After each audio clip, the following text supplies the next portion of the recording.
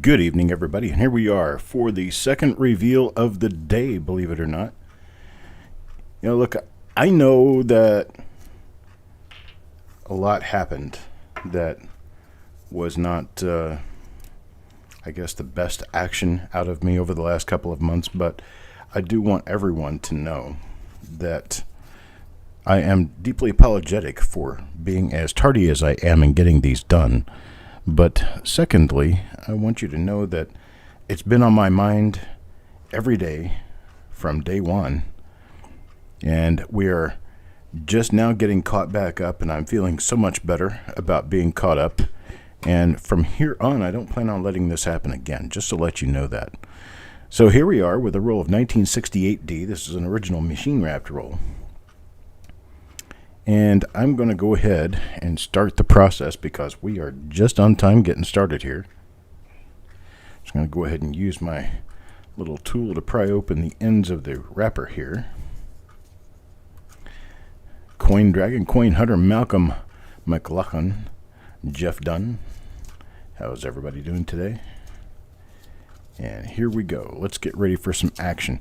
1968D, looking for a real nice double die reverse, along with a number of relatively minor double die obverses with a couple of repunch mint marks possible. We've got a lot of decent stuff possible coming out of 1968D, and if we happen to run into any really high grade coins, they are quite valuable. I think I got just a little bit of a I got a little bit of a hangnail going on with the edge here, so it's going to tear a little bit. That's okay. Wrapper over the coins just like usual, and here we go. There's our coins. They look to be in very nice condition.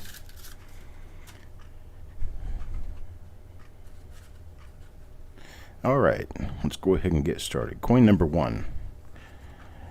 We've got Coin Junkie, Far North. How you doing, guys? Kevin. All right, here we go. First coin in the roll. This is the Roll Ender. Pretty nice looking coins. See how the In God We Trust actually has a little tiny bit of separation from the rim? That is actually unusual. Well, the E and We and the T in Trust are attached to the rim, but the rest of the letters have just a little bit of separation. That means this is an earlier die state die. It's a nice looking example for a 1968D. Let's see what's on the reverse side. We will be checking the reverses on every coin in this roll because there is one really nice double die reverse along with the possibility of a couple of other possible minor ones that we could find.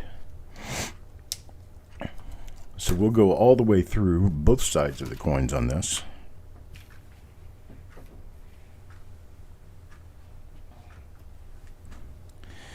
All right, coin number two. Coin number two goes to Carl Ignatz. I wonder if Carl hasn't made it to one of these yet. I'm kind of wondering if he even knew about them. There is another relatively nice looking 1968D. Now this one is a lot more typical in the way it looks in God We Trust. It's actually attached to the rim. It's very common for 1968D to come out that way. Let's see what we have on the reverse. And we have nothing. I don't necessarily expect to find anything in 1968D rolls. It's one of those rolls that, well, you miss most of the time, but when you hit it, you really hit it big. And so that's what I was hoping to do here. Hit a nice bonanza for everybody on this original bank-wrapped or unopened roll. Coins and Ghouls is in-house. And we have relatively weak rims on some of these coins, it looks like. I'm especially looking at the initials on the reverse of the coin to see if there's any doubling in the initials. And then I move up to America because the double die, as you've seen on the title screen for this video, was very, very heavily doubled. It's quite easy to see on the actual coins. Yo Man comes up number 4. These are very shiny coins, very nice luster, very high sheen coins, relatively high grade, some of these are.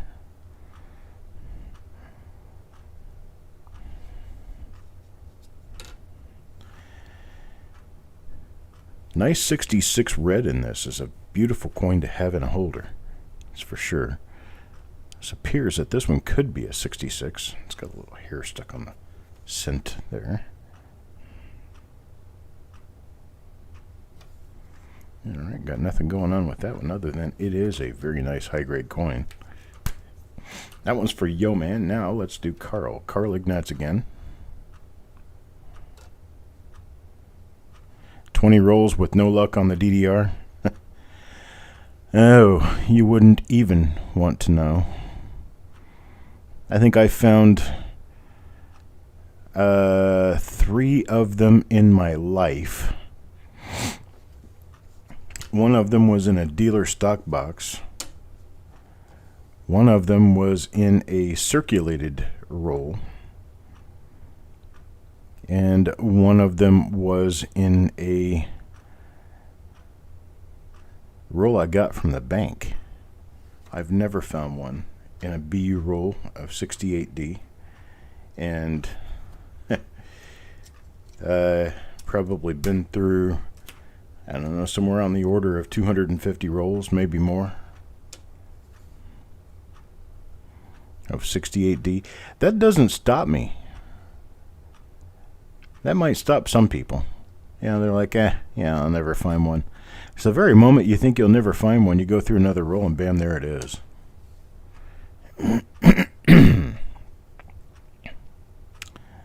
So you never know when you're going to find something. You never know when something good is going to come up and slap you in the face, so you may as well just sit around waiting for the slap. You'll never get it. It's just like playing the lottery. Playing the lottery, you never win if you don't play. And with this, well, you gotta play to win.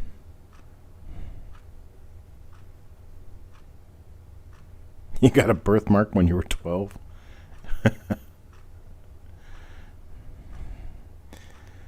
Good evening, Eric. So far, I found nothing in this roll. I was kind of hoping that there'd be some goodies in here.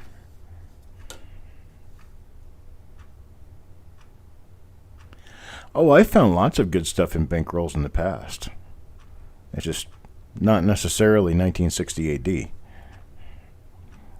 Like I said, it's one of those issues that you could find something really good or you can find nothing at all.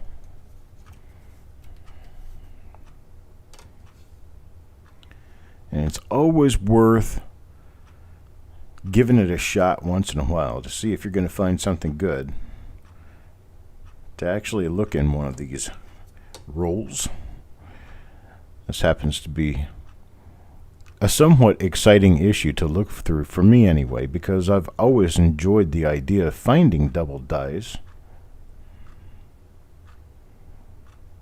And think, well, why not go big or go home, right?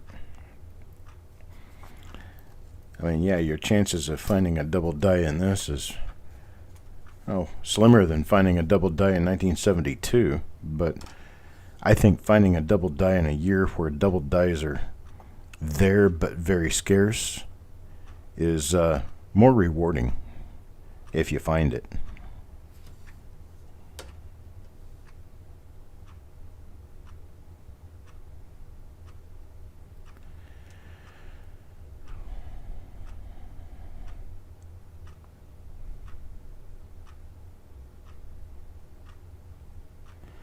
One of the dealers at the St. Charles show doesn't know who I am.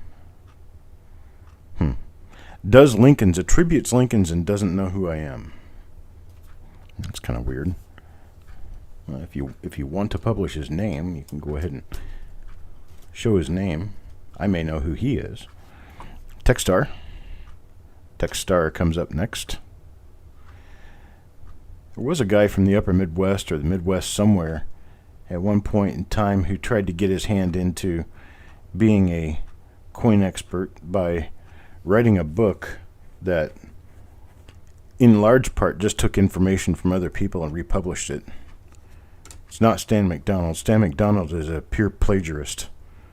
Stan McDonald, you should not ever buy a Stan McDonald book. because all he's doing is stealing information from other people and republishing it. This guy, though, you could tell that his information was written by him, but it was basically just a republish of already published information.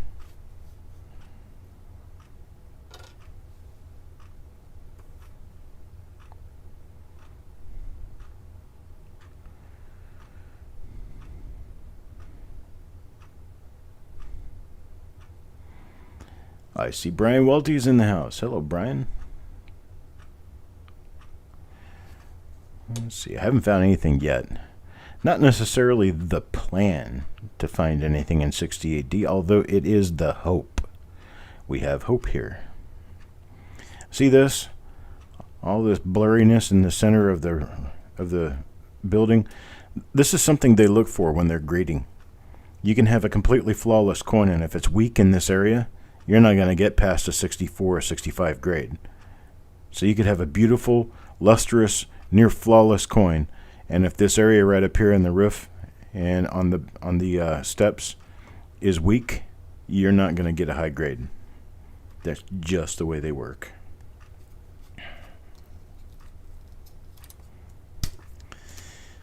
All right, that was coin number 11 for Eric Beyer. Going to do coin number 12 now, Wanda. Coin number 12. And it's kind of a quick peek. We don't really have to look very long at these to tell whether or not we have something. We do have some decent coins in this roll, so there are some that are going to be worth looking back upon to see if they're worthy of grading. However, other than that, we're pretty much eliminating most possibilities. See how the building is stronger on this one? You can actually see steps all the way to the bottom of the steps. That's the kind of strike you have to have on these for them to grade high. You have to be relatively clean, relatively clear of debris and other gunk that's on the die. Very well struck, bright and lustrous, not turning brown or turning other colors, and you'll get a relatively high grade on coins like these.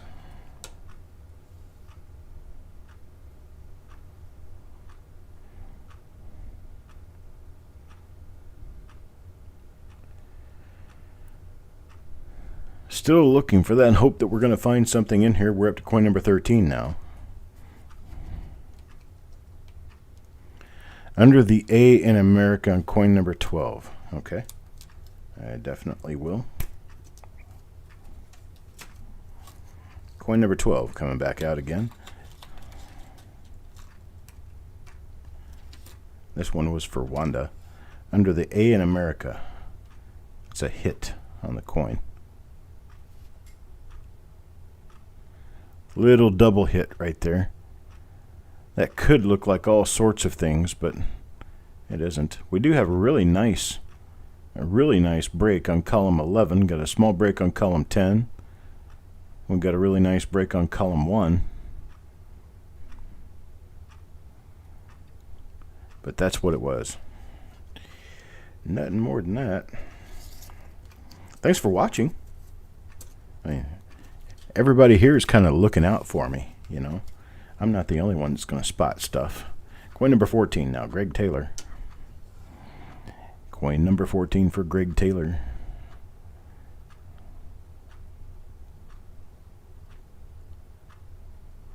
Another place to look is right up here on the inside of the crosslet of the G of God.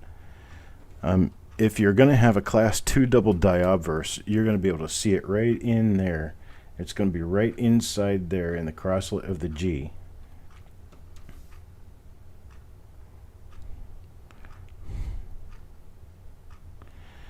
Hey, hey, Brian. From the depths of Night Watch, Brian comes out.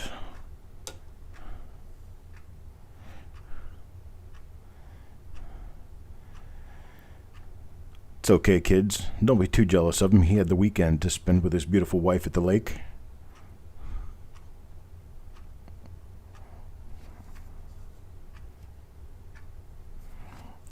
So, we all got to get the job done too, right? Isn't that how it works?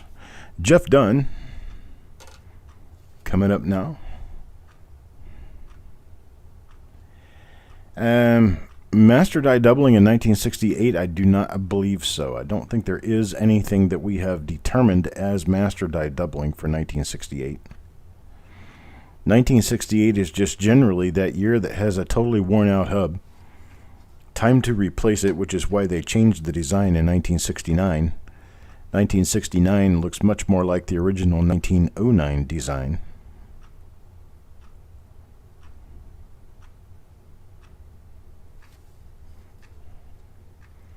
Heck, you'd never know that we might actually find something really, really nice in this that hasn't yet been discovered. I mean, that would be really cool.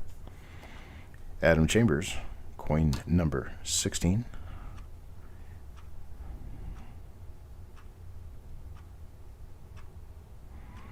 Do have some nice earlier die-state coins here, though. There are some really earlier die-state coins that are pretty.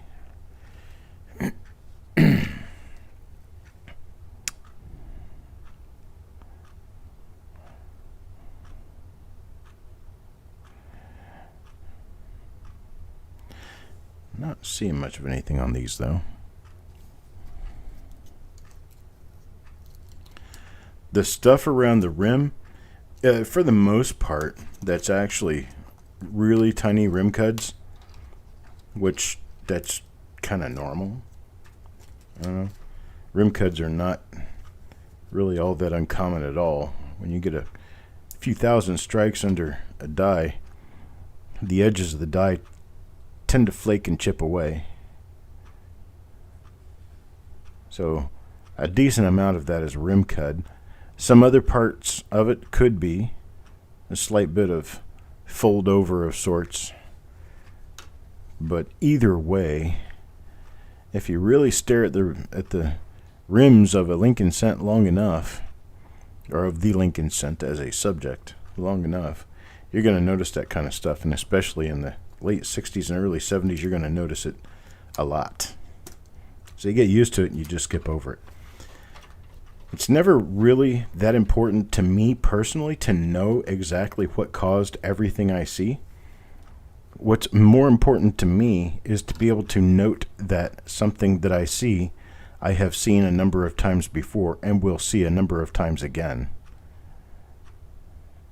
That way I know for sure that I have seen the light.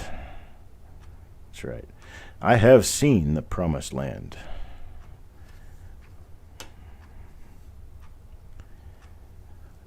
I may not get there with you.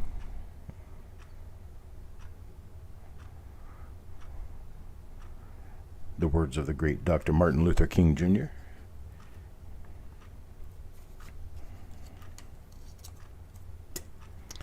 I believe that speech was made on the eve of the march in Selma. Oops. I'm having one flip over on me there. There's Adam Chambers again. Adam Chambers gets it's just a regular 1968D. Now you see what could look like class 6 thicker doubling there on the 9 and the 6. That is relatively normal, but there is one out there that is quite a bit thicker than that. And that is a double die. This one is not. There's a 68S out there with doubling just above the vertical bar of the L of Liberty. Another very nice one. Master die doubling possibly on the S mint, but not on the D or the Philadelphia mint. It would be in the bottom of the letters at God, but I believe all of those to be different double dies. I do not believe them to be part of a master die issue. Another really bright one. Lots and lots of luster. When you see this many luster breaks under a microscope, you got a coin that's extremely bright.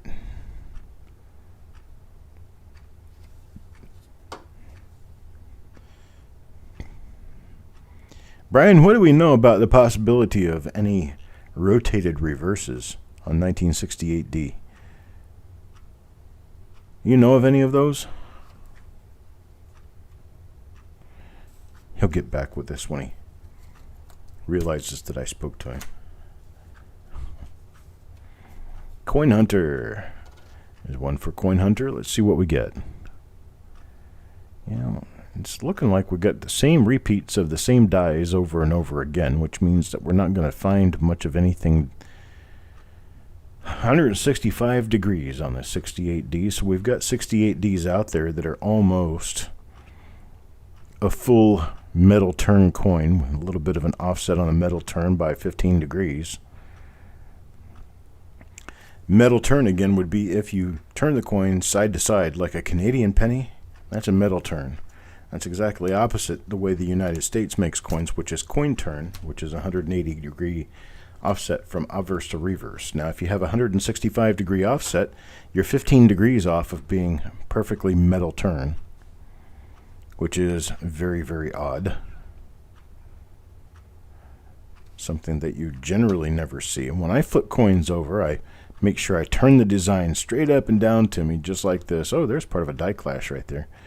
I turn the design straight up and down to me and then flip the coin directly over. And well, if I'm looking at it normally when I flip it over, then I don't even worry about trying to measure anything, because you can be up to 10-15 degrees off and it's completely normal. It's completely within tolerance.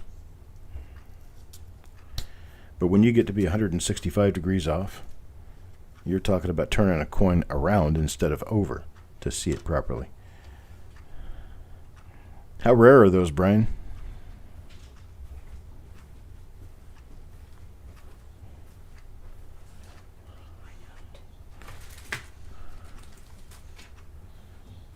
Let's see what we've got going on here.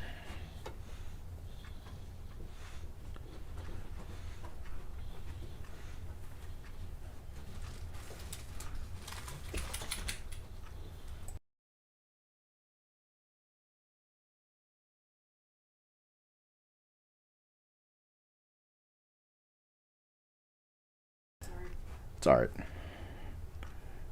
Okay. Had my dog come pay me a visit here. Sherman. Hey, Sherman. He decided to go back downstairs. Come up to wag his tail at me and then go back downstairs. It's like, come on, Daddy, come on, let's go play in the backyard. Sorry, kid. Not going to happen right now. Here's a little bit of die subsidence going on here. Just a tiny bit. Brian says he knows of only one example of the 165 degree turn. Do you have it, Brian? The one that you know of? Or does that maybe belong to someone else? And Brian would love to get one.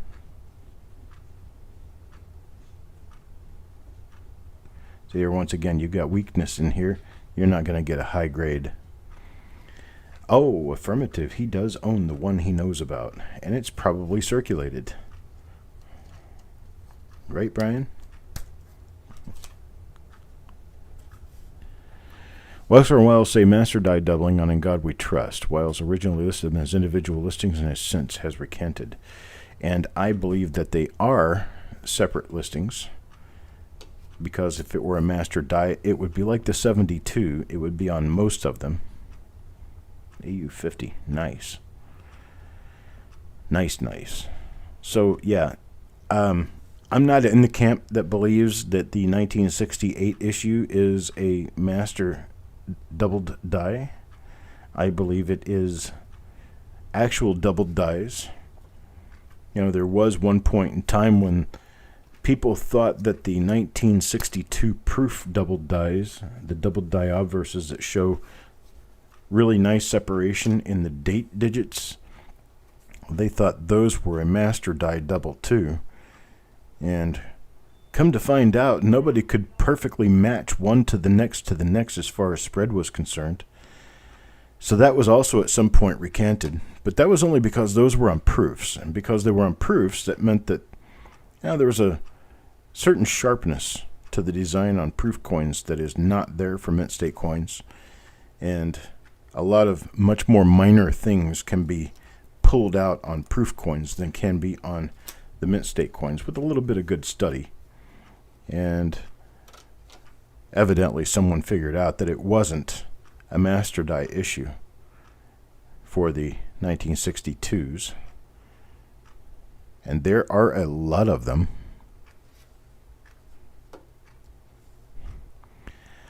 I don't fault anyone for believing what they want to believe, and I'm glad that they do. I'm glad that we have differences of opinion. That way we have different things that people can follow, different analogies that people can follow on the same thing. For instance, the cause of dye trails. B.J. Neff did a long study on the cause of dye trails and has his theory on how they were formed. Had to do with a liquefaction of metal at the time that it was hubbed into a dye. My specific on that is that it was dye polishing with a rotary brush that had bristles that collected at the corners of the cracks and crevices of the letters and pulled out the corners in almost a reverse fan fashion, which is why there's drag marks coming from the corners of the letters going across the field on almost every example. Yes, Occam's razor. There you go. And so we do have different opinions on things. And that's, well, it's okay to have an opinion when it comes to science as long as you can back up your science. And I think I can back up what I say. They think they can back up what they say, so none of us are really wrong. I mean, of course, there is only one truth. We may both be off of the one truth. Perhaps there is master die doubling and also double dies represented that we are ignoring one way or the other, which is also very possible.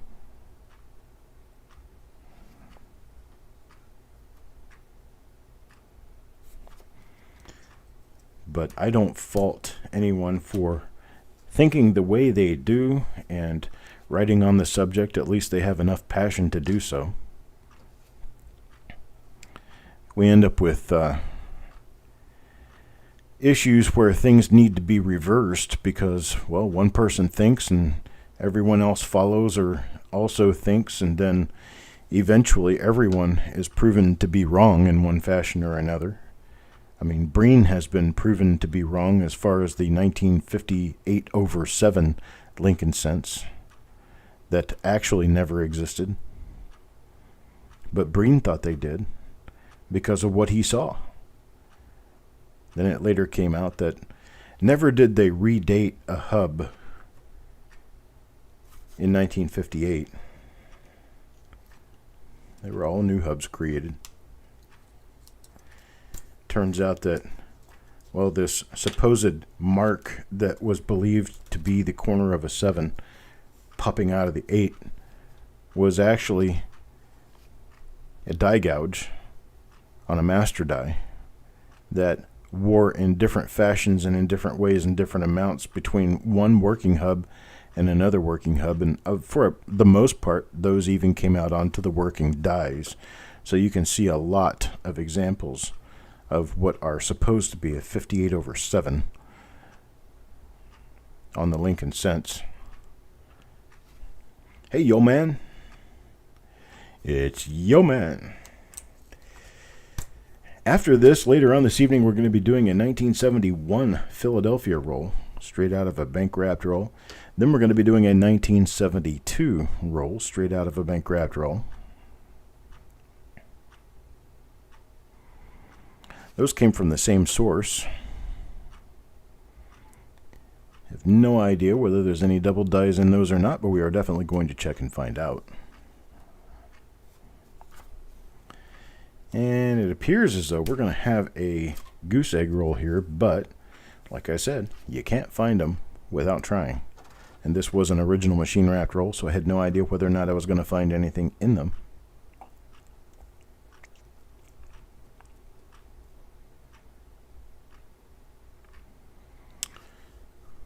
Awesome. Thanks, Brian. Let's see if I can bring him up here. Looks like we're probably going to get done with this a little bit early because, well, there's not anything that we're actually watching for at this point. We've been through 33 coins in the roll, obverse and reverse, and have not found anything yet. So Really, at this point, die varieties are kind of off the table. So we're just kind of watching for errors, anything major.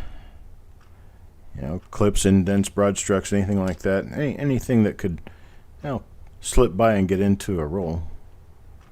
I'm not seeing anything like that, but that doesn't mean that we are not going to run into something.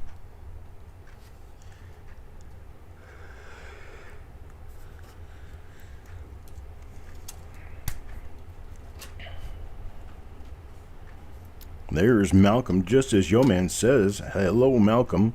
Malcolm gets a coin out of the roll. These little things, those double rims like this right here, they are very, very common. It is a very slight misalignment of the obverse die. The rim on these dies was so thin that it had to be aligned 100% on, or you would get this extra little flange of metal. It's very common, very, very common from 1968 to about 1973. There's what looks like a rim clash, where the rim clashed into the design. That's what that appears to be.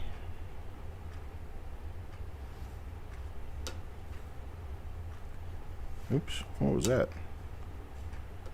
Okay, Brian's got me thinking. Rotated, rotated, rotated.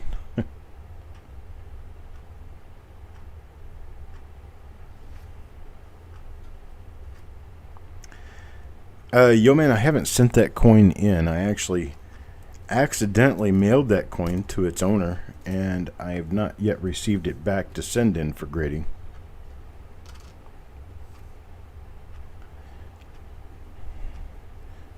This one's going to you, Yo man.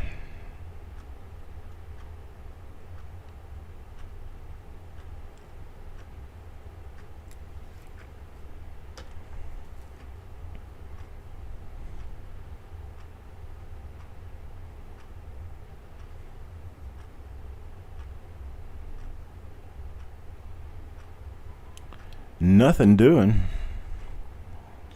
Okay, so we've got choices here.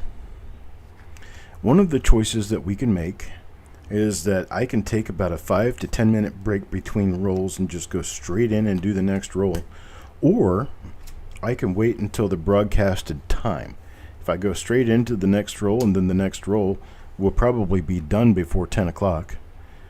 But if I wait until the broadcasted time, well, the next one will come up at 8:30, and then that's another hour from now, and then the next roll will come up at 10 o'clock and be done around 11. So you guys can choose. You guys want to just skip from one show to the other and just watch these straight through, or do you want to take that break in between? Hey, Jessica. Yeah, we're almost finished with this one. Didn't find anything in this one. Bummers. Okay, Coin Hunter says he wants to turn and burn. Just keep going. Die Brown Soda says let's keep going. Here's Coin Hunter's coin. Eric says if you keep moving, I may not fall asleep. No guarantees, but it is what it is, right? So like I said, for any of these rolls that we've got coming up this evening, which we've got this 1968D, and then we've got a 71 Philadelphia and then a 72 Philadelphia, there's any chance that in any of those rolls we may not find anything at all. But if we do find something in any of those rolls, it'll be well worth watching for the evening, because anything that we find in those rolls is going to be very nice. Another one for Yo Man. Brian says ditto.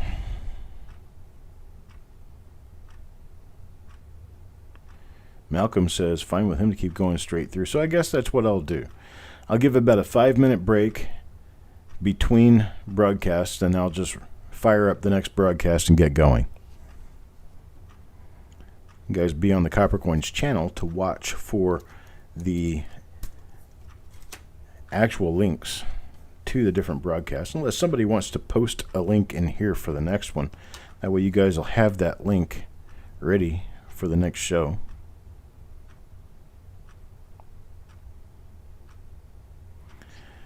The next one will be the 1971 roll. I have a 71 roll and a 72 roll, both of which we'll be doing this evening.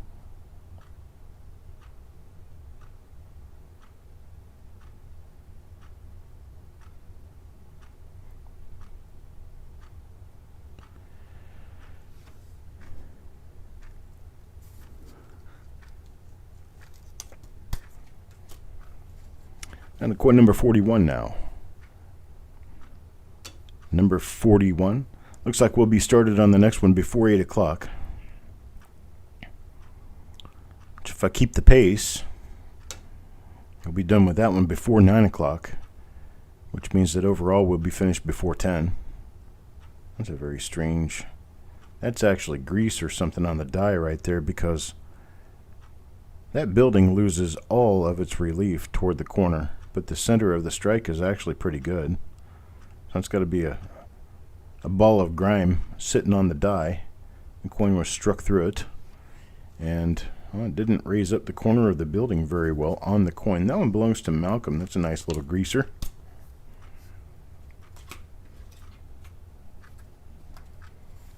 There's Vicky Cardwell.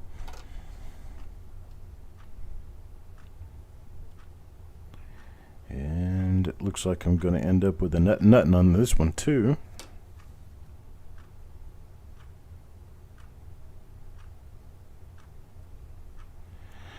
Now 71 and 72 are going to be ones that I can go through about the first 10 coins in the roll looking at the reverses. And if we don't see anything on the reverses out of the first 10 coins in the roll, it's pretty much safe to go ahead and skip the reverses on the remainder of the roll, because we don't know of any double die reverses for 1971 or 1972. Everything that we know about on those is on the obverse side.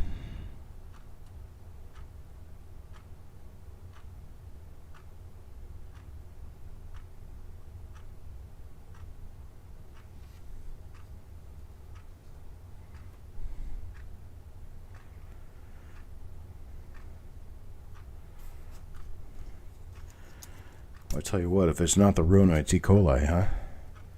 One thing or another. Nothing's safe anymore, right? So here's the question. E. coli has been around for many, many, many, many years. So is E. coli just something we never cared about when we were kids, and suddenly we care so much about it? Or is E. coli something that is much more rampant than it used to be? Thus we notice it a lot more. Which one of those is true?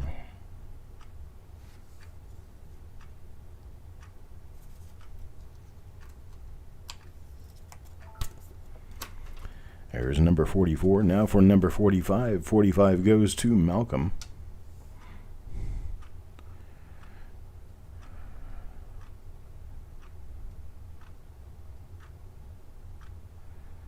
And Malcolm's number 45 shows us nothing on the obverse. Let's take a look at the reverse and see what we see there.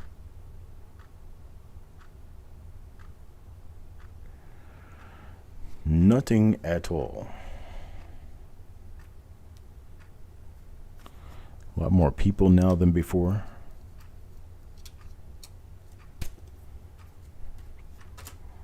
Well, I guess that's possibly true. So are there a lot more people to find the E. coli, or are there a lot more people causing the E. coli? Which is that?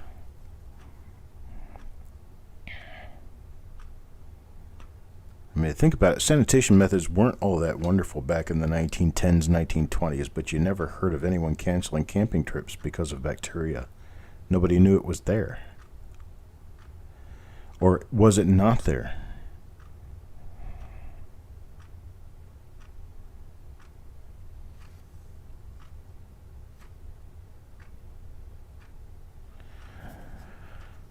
Oh, it's not to fault anyone for canceling. I can understand canceling the trip. My question is, do we have the E. coli and know it because of something that has occurred over the past, 20 or 30 years? Or has the E. coli always been there and we just never paid attention to it before because we never tested for it?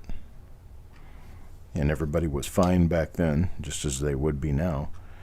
I'm sure we've had issues over time. I can remember a time in June of 1979, I went camping with the Scouts we caught some fish in the Tennessee River, cooked that fish over an open fire, and ate it. And I was sick for 2 days after that. It probably wasn't the way we cleaned or cooked the fish. Ooh, there's something going on up there on that coin. Looks like that got a little breather from the outside. You want to rewind this movie. Spiked Head Die Crack, I tell you what, I have a great proposal for you. If you step back out to the main channel in Copper Coins, we've got 2 more reveals coming up tonight. They're going to happen directly after this one, so you're only 1/3 of the way through the show. How does that sound? One for Sharp Eye right there. Sharp Eye for Coins gets a 1968D. Looks like he's got Martian eyebrows.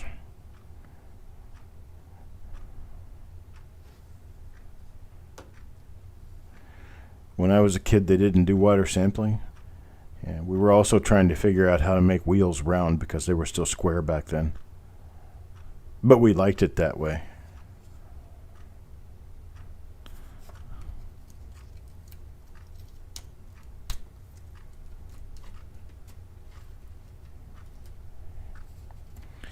Last coin in the roll, Techstar. Yep. I don't know if you've really noticed, but most of the movies and stuff from back when I was a kid, they either didn't have color or the color was really muted in them. That's the way the whole world looked. Trust me, I was there. And the back side of the back coin in the roll. And it is not a double die. So unfortunately, folks, we have hit a 0 goose egg in this roll, but I've enjoyed going through this roll with you. And there we are. All 50 coins out of the roll are normal. I appreciate it, folks. I'm going to go ahead and get off here now so I can get prepped for the next one. I'll get prepped for the next show, and then I'll see you on that stream. So I'll be there in just a few minutes. Have fun.